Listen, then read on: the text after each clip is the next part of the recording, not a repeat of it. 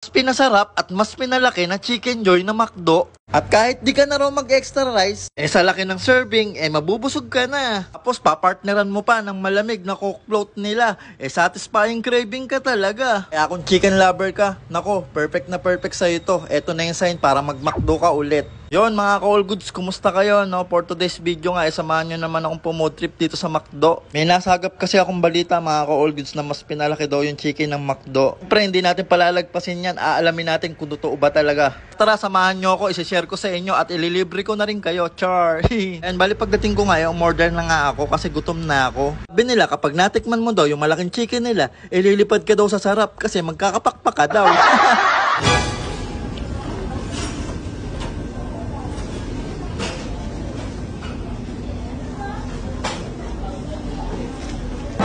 At ayun na nga mga ka-all goods, no? Napadayo na nga tayo dito sa may McDo. Dinayo na natin yung bago nila na mas pinalaki at pinasarap na chicken nila. Yan, 99 pesos lang to guys pagka with rice na siya. Pero pag gusto nyo naman, katulad ng in-order ko, 124, may kasama na siyang drinks. Ayan. Nabalitaan natin na bago daw to, kaya na-curious ako kung nagbago ba yung lasa nito o ganun pa rin. Pinalaki lang nila. Tikman natin. Pero in fairness guys, malaki talaga yung chicken nila. Ayan o. Ulit na to sa ganito kalaki. Pero tikman natin.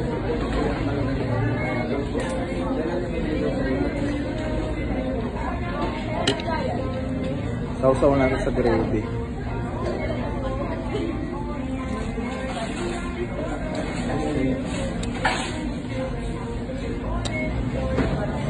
Grabe guys, panalo talaga yung chicken nila dito. Mas pinasarap na at mas pinalaki. Pero para sa akin talagang masarap ang chicken nila eh. Kahit Jollibee din naman eh. One of my favorite ko ang mga chicken nila. Sarap.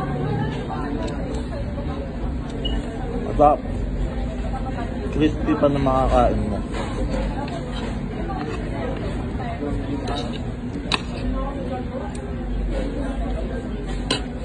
Alam nyo mga ka-all goods, sa laki ng chicken nila, kahit dalawa kayo, makakain. Tingnan nyo naman, no? Napaka-solid. Parang hindi nababawasan. Kanina ko pa kinakain yan.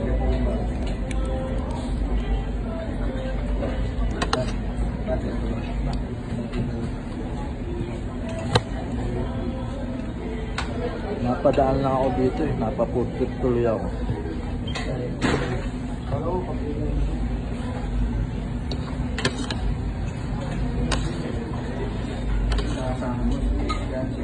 Diyan o.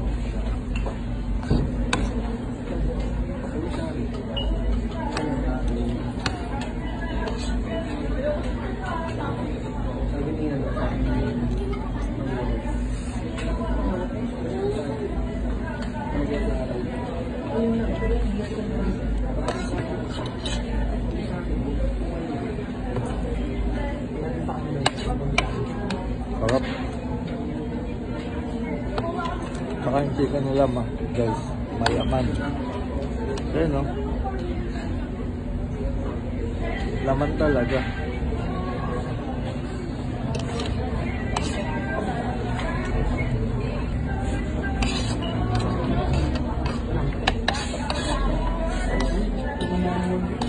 Sakto to pagkagutom kayo.